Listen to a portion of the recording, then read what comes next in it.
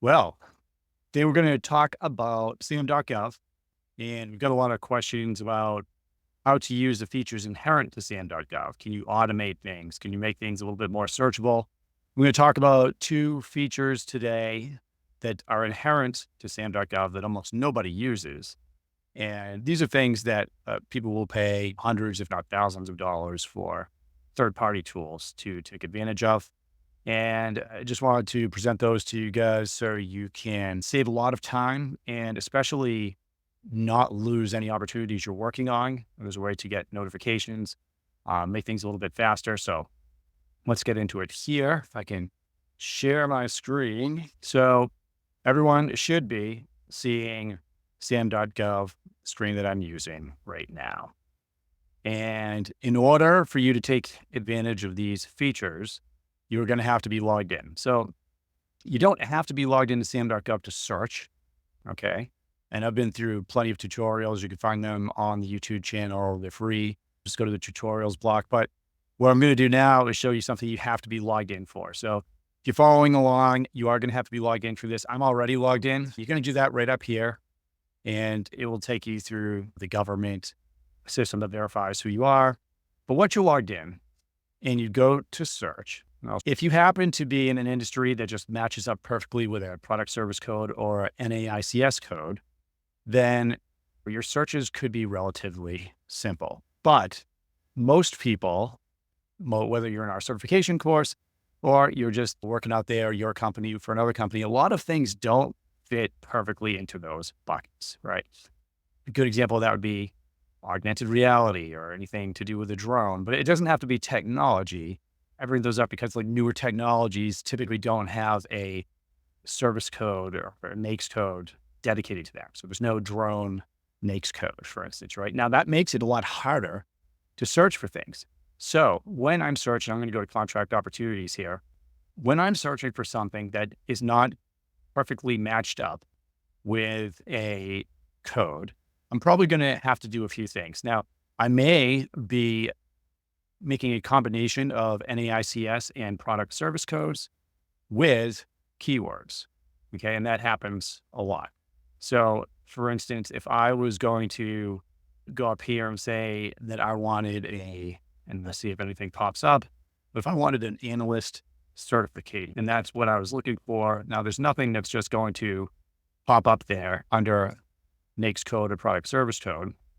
But if I put those two terms together and I put exact phrase, it's only going to show opportunities that have those two words right together. And that's very important because if it just said any words, then any opportunity, anything within Sam.gov that had either of those words in would pop up. And now I'm getting lost into things that I don't care about, right? And are honestly a waste of my time and yours. So now that we have the exact phrase in there, I'm also going to put in a couple of things. I'm never a big fan of looking at solicitations unless I've already worked that solicitation for months ahead of time. If you have a set aside, you can plug it in there. I'm going to look for sources sought, right? And also I want to look at the dates because I don't want anything that's expired, right? So let's just look at anything in the next 3 months. Oh, and of course I've got to type my little phrase in there again. All right. Okay. So we got one thing, right?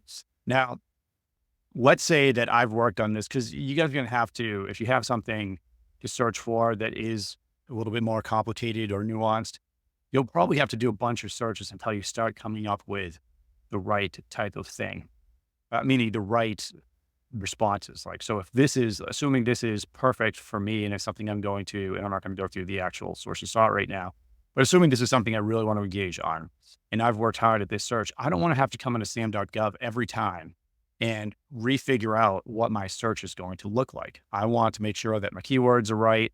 I want to know what works. And if I take a break from Sam.gov, if I've been off for a week or more, I want to be able to come back in here and really hit the ground running. So one thing that I can do is you can see up here, it says saved searches. So you can save your search. So that's the first thing. It's actually, this is very valuable. So if I go in here and I hit save, I could call this, I'm going to call this cert 2 because I ran it earlier today. I'm going to hit save. So now I have this as a saved search. So whenever I come into Sam.gov, I can go right to my saved searches and I can grab any of these. And now I have different searches that I've had in the past. Augmented reality, brought it up, nothing. Oh, here we go.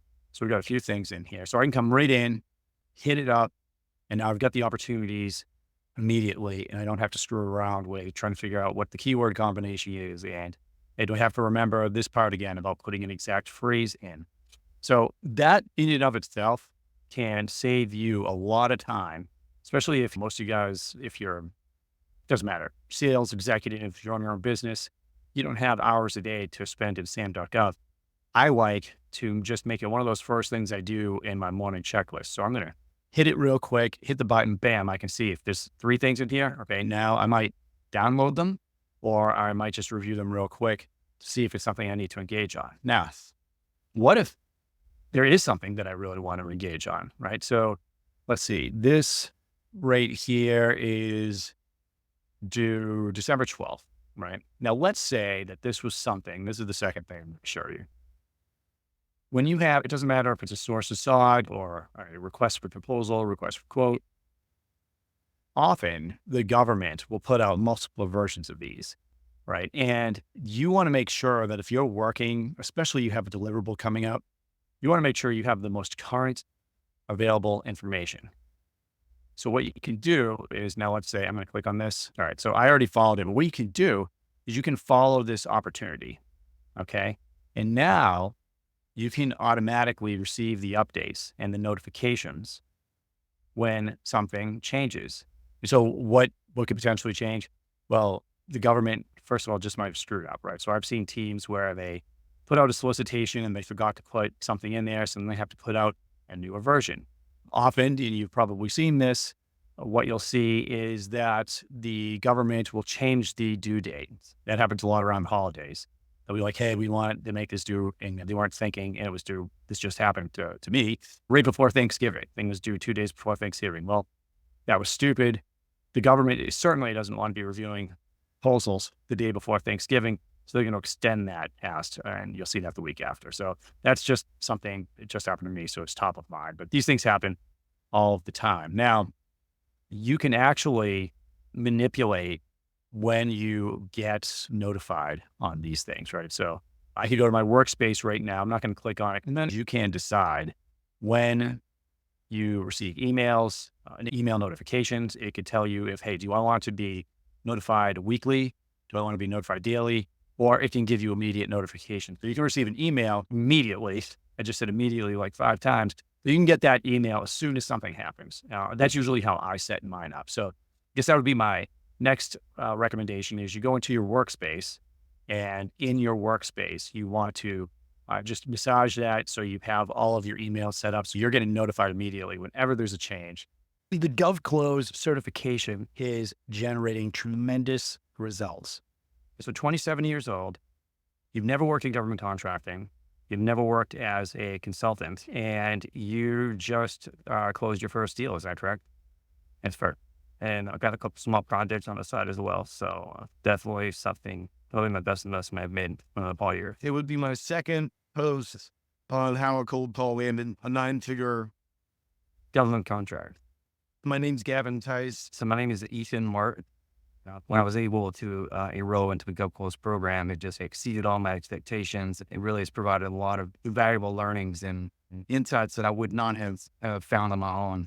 I was able to get a consulting gig with a software company that currently works with the intelligence community.